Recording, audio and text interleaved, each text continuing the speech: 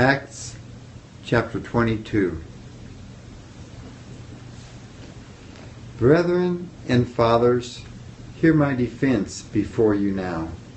And when they heard that he spoke to them in the Hebrew language, they kept all the more silent. Then he said, I am indeed a Jew, born in Tarsus of Cilicia, but brought up in this city at the feet of Gamaliel, taught according to the strictness of our father's law, and was zealous toward God, as you all are today. I persecuted this way to the death, binding and delivering into prisons both men and women, as also the high priest bears me witness, and all the council of the elders, from whom I also received letters to the brethren, and went to Damascus to bring in chains even those who were there to Jerusalem to be punished.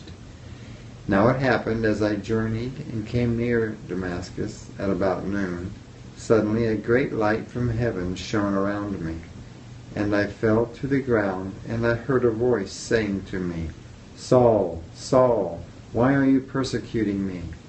So I answered, Who are you, Lord?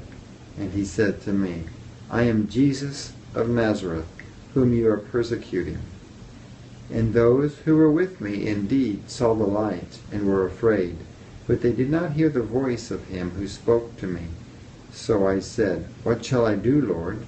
And the Lord said to me, Arise and go into Damascus, and there you will be told all things which are appointed for you to do. And since I could not see for the glory of that light, being led by the hand of those who were with me, I came into Damascus. Then a certain Ananias, a devout man according to the law, having a good testimony with all the Jews who dwelt there, came to me, and he stood and said to me, Brother Saul, receive your sight. And at that same hour I looked up at him. Then he said, The God of our fathers has chosen you, that you should know his will, and see the just one, and hear the voice of his mouth. For you will be his witness to all men of what you have seen and heard.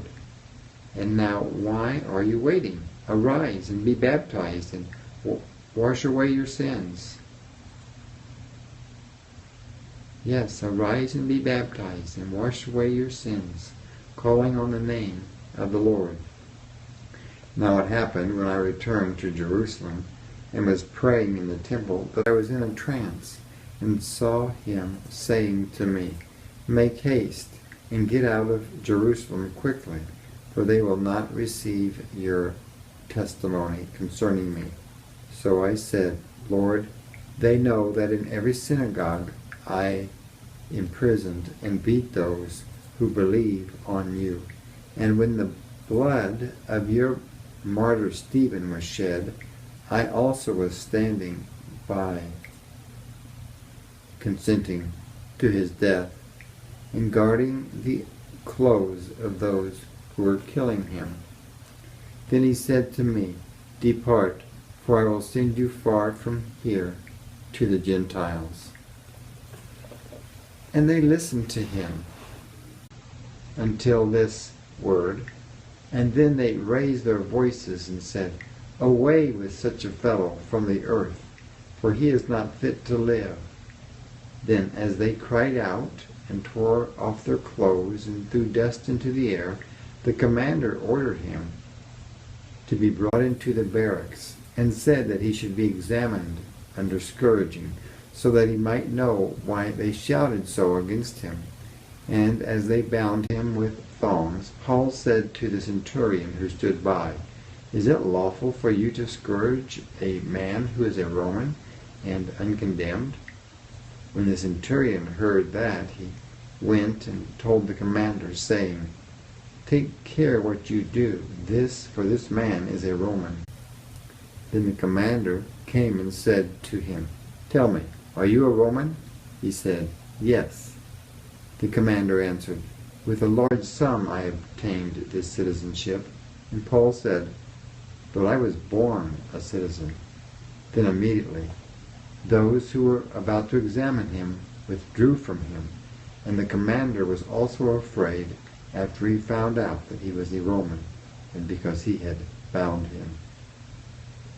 The next day, because he wanted to know for certain why he was accused by the Jews, he released him from his bonds and commanded the chief priests and all their council to appear, and brought Paul down and set him before them.